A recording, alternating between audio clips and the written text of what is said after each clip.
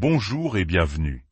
Aujourd'hui, nous allons explorer ensemble ce sentiment de soulagement et de légèreté qui survient lorsqu'on accepte enfin la véritable nature de quelqu'un et qu'on décide de vivre en accord avec cette réalité, plutôt que de la combattre. C'est une expérience presque physique, comme si l'on se délestait instantanément d'un poids immense. Pour illustrer cela, je vais partager une histoire personnelle, une histoire sur un mécanisme de survie que beaucoup d'entre nous connaissent sans même savoir le nommer. La réponse de complaisance.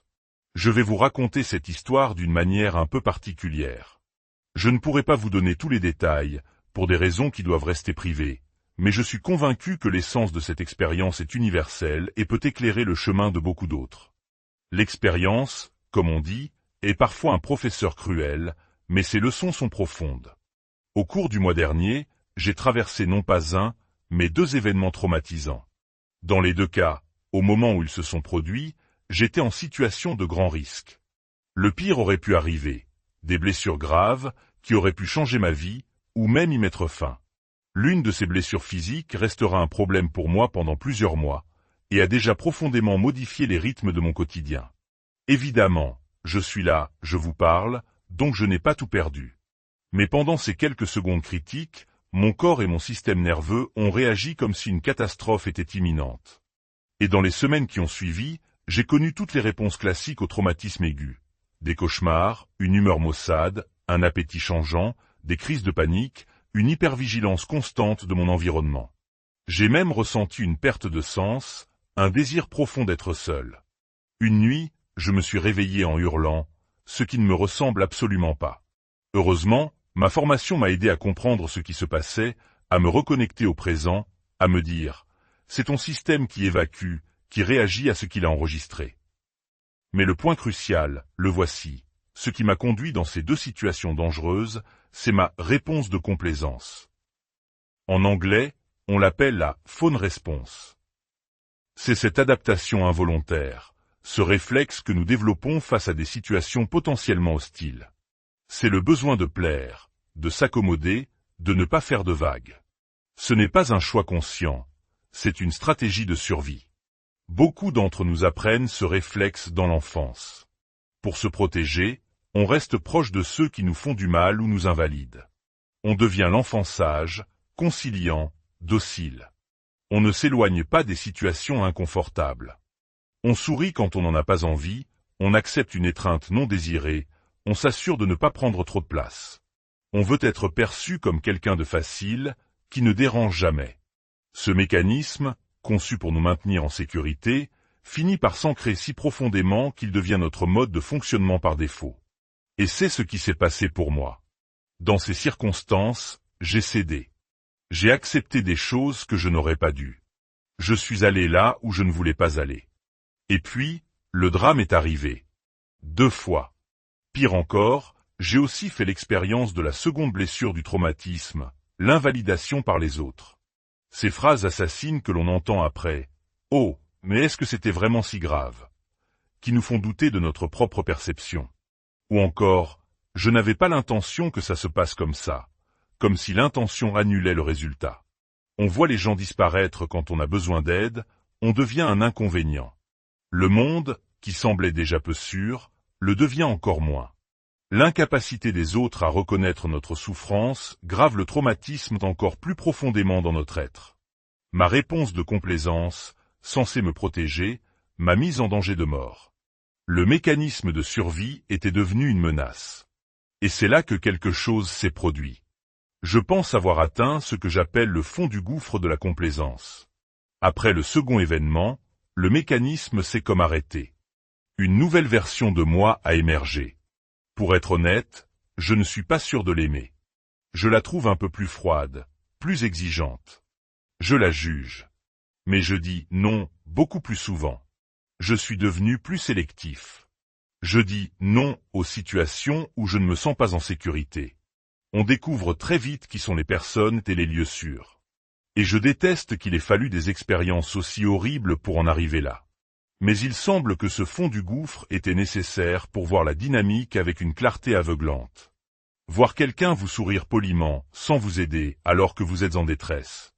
Voir des gens vous regarder avec des yeux vides quand vous racontez la chose terrible qui vient de vous arriver. Quelque chose, silencieusement, s'est brisé en moi. Ce qui a fait la différence cette fois-ci, par rapport à d'autres épreuves dans ma vie, c'est que j'avais désormais une grille de lecture. Je possédais le vocabulaire, narcissisme, gaslighting, invalidation, dissonance cognitive. Comprendre ces concepts, c'est comme mettre des lunettes pour la première fois.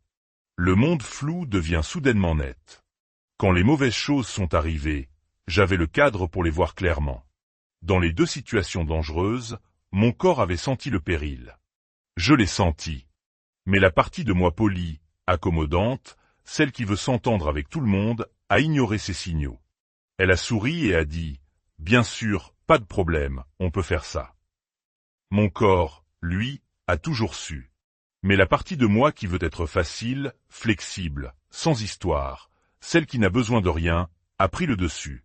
Il a fallu que les circonstances viennent effrayer à mort cette version facile de moi pour qu'elle se taise enfin. L'un de mes cauchemars récents m'a réveillé en hurlant dans mon sommeil. J'étais seul, dans un hôtel. En me réveillant, j'ai pris conscience que je criais le numéro d'urgence et le mot « non ». C'était peut-être ça, finalement. La fin de la complaisance pour moi, c'était le besoin vital, accumulé sur toute une vie, de finalement dire non. Un non retentissant, venu des profondeurs de mon inconscient. Alors que j'avance, je resterai poli. J'aime les bonnes manières. Mais je serai poli en disant non. Je perdrai peut-être des gens.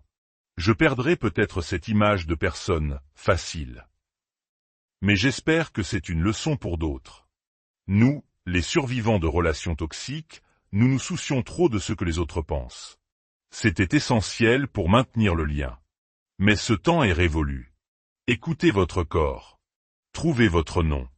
Et acceptez que les autres aient leur propre version de vous, une version où vous êtes peut-être exigeant, égoïste ou difficile.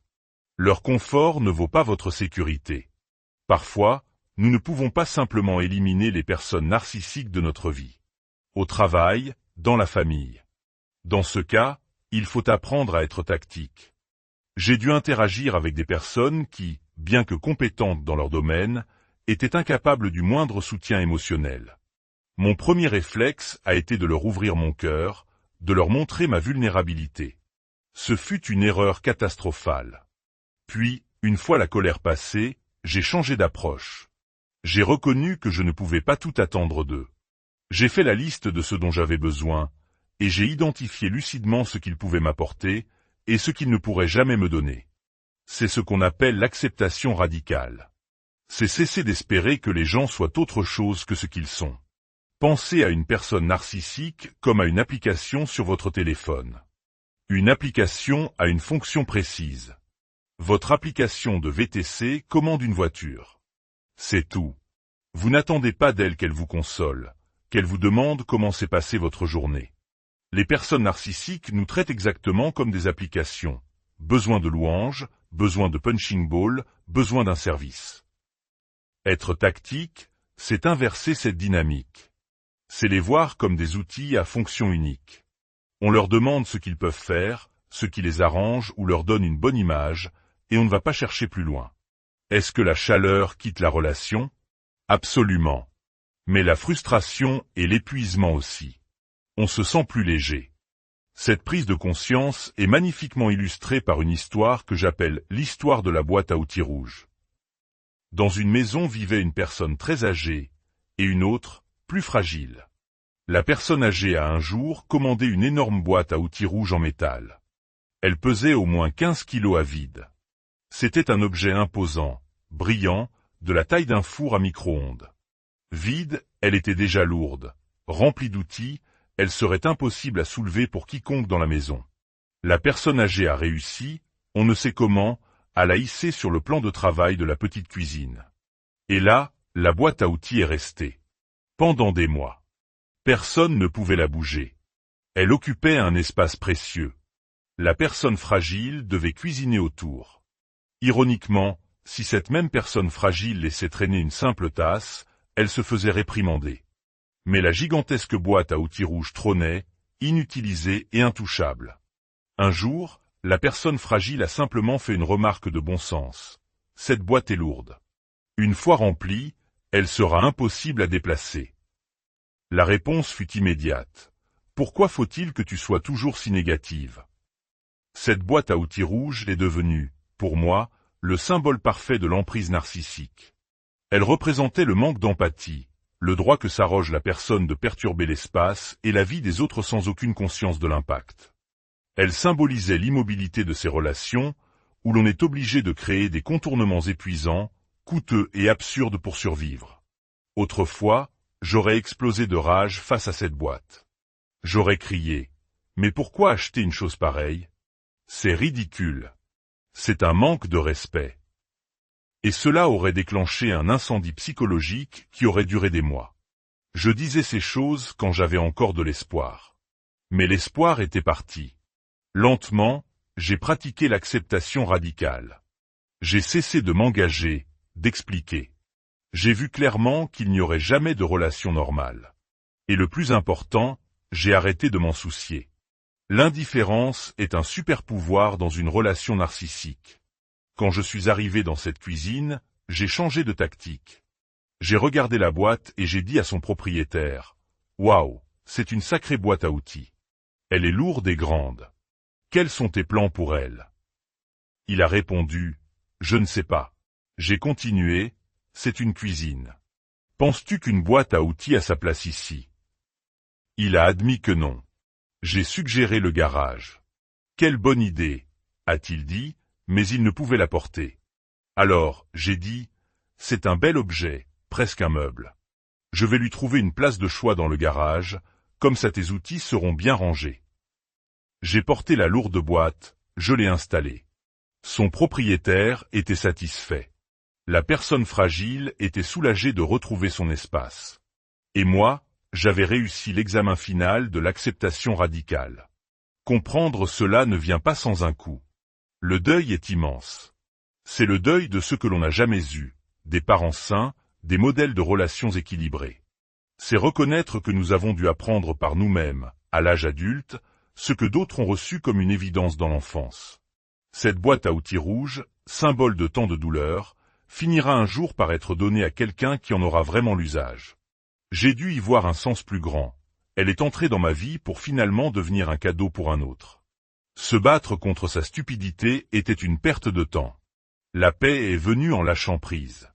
Le véritable pouvoir, c'est d'être assez fort pour déplacer la boîte à outils rouge de votre vie, sans que cela ne déclenche en vous une tempête émotionnelle. C'est la paix qui vient quand on cesse de se battre contre la réalité. Et cette paix,